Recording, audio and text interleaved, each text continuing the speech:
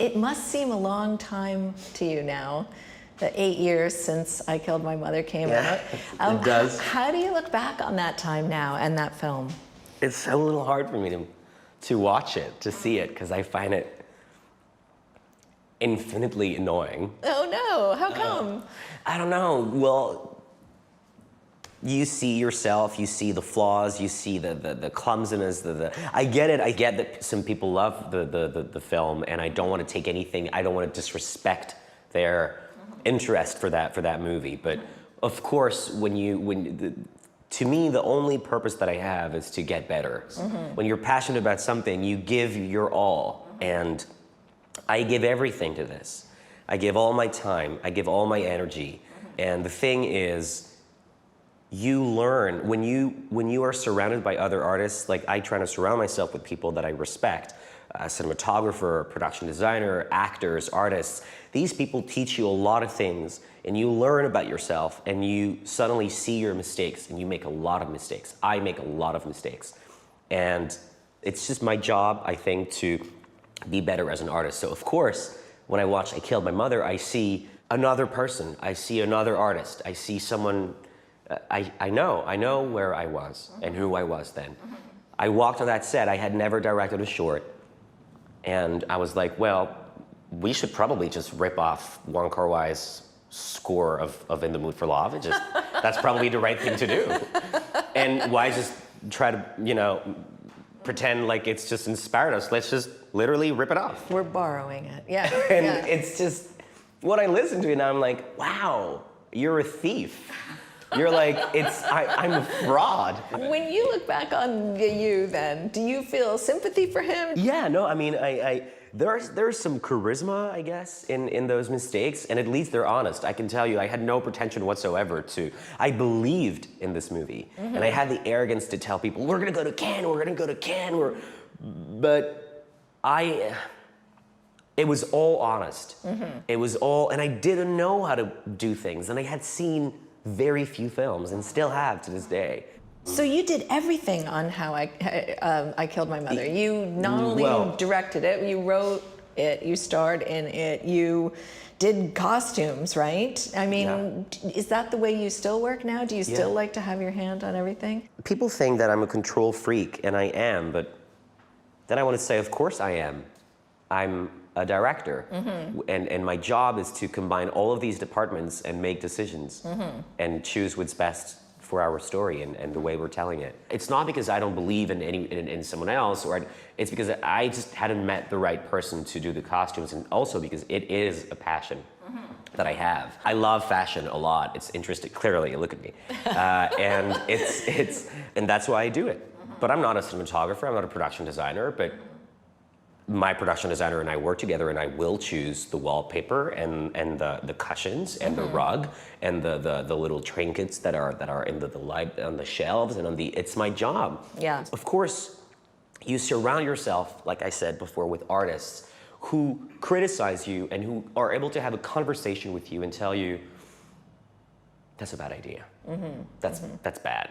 You've strayed. And you're like, you think so? And like Andre, my cinematographer, Andre will like tell me, very interesting choice. I mean, if you were 15, but, and I'm like, okay, well.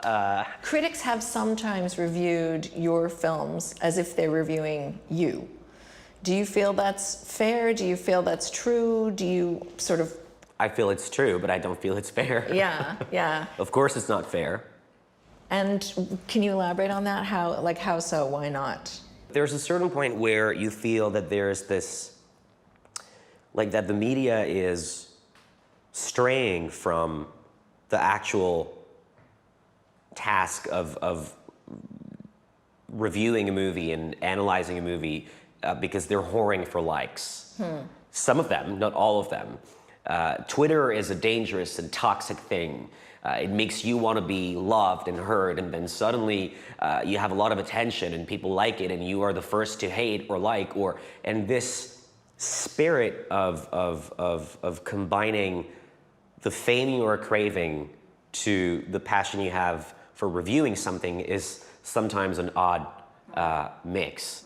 And I don't want to know what my psychological problems are as a human being. I just want to know if you liked my movie or not. Do you let yourself believe the good things that people say about you? No. There's no growth from worship and from compliments and flattery. It's amazing and it's great. And people are kind to you. And kindness is something you have to appreciate because it's not, I want to take nothing for granted. But it's true that it's of no use to me to think that person told me that I had succeeded in doing this or this or this or this. I really want to know where I failed. That's what will change the rest of my life. You're finishing your 7th feature, The Death and Life of John F. Donovan. You've been working on that for a long time, right? Yes, 10 years. 10 years. And talk about the beginning of that a little bit. Like, where did the idea come from? I think for a very long time, I wanted to tell the story of an artist struggling with identity, with his identity, how you can be an artist and how art changes you, but not art, but really fame and celebrity.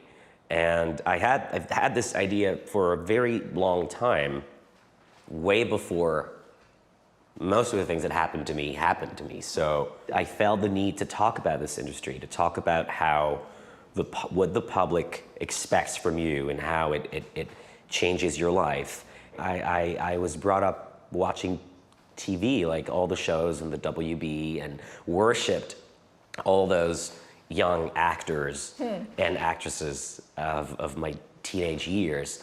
I would write letters to them. I was really a real fan. And so I always had the desire to tell a story about admiration. And that's what The Death and Life of John F. Donovan is about. They're a kid admiring a man who's trying to have a career and also, live his dream and live his career at once and be himself, and realizes that these things are not always compatible. It's interesting that you had this idea so long ago and you've only had more and more experience with this subject yourself as you've gotten closer and closer to making it. Did your experience of fame live up to what you thought it was going to be? Did it then inform the movie as you went along? Sure, of course. But the part of the movie that my life's informed more than any other part is, of course, the part of the child who's in the position of admiring someone more than this, because this actor is clearly a star. And so when I started writing Donovan, I can guess, I can use my imagination, but he's never been the figure I identified to. Wow. So this is your first English language film. It has a raft of Hollywood stars, Jessica Chastain, Susan Sarandon, Natalie Portman. Does that change the way you work? It didn't change anything. What changes is the scope, the scale of the movie has changed, but not because of the actors. These actors and actresses believed in the script, and we had this relationship, and they came here in Montreal because they wanted to be here. A lot of people are asking me that. A lot of people are sort of taking for granted that it will have been tough with actors. They're like, "Are you okay?" I'm like, "Yeah, I'm fine." Those are immense creators. They've created things that have marked our imagination and our and art, and so it was a privilege, obviously, to work with them. But the real privilege is that we all speak the same language, which is that of storytelling. A lot of Quebec directors have gone to Hollywood. It seems like you are bringing Hollywood here.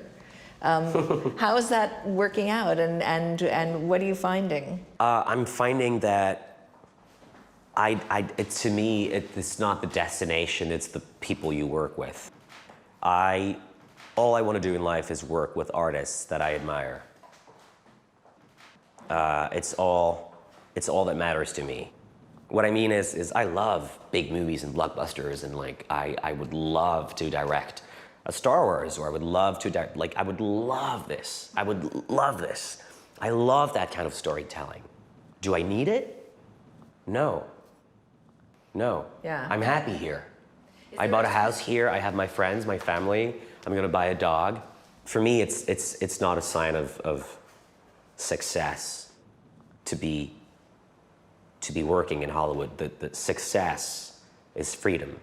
What I need to do to feel like I'm moving forward in my life and living my life is simply to write stories and make movies with people that I love. It can be anywhere in the world, but I need to come back home. Well, I can't thank you enough for coming and talking to us. It's been a huge pleasure, and it's great to see I Killed My Mother again, and I can't wait to see the next one. Pleasure to meet you. Yeah. Thank you. Likewise.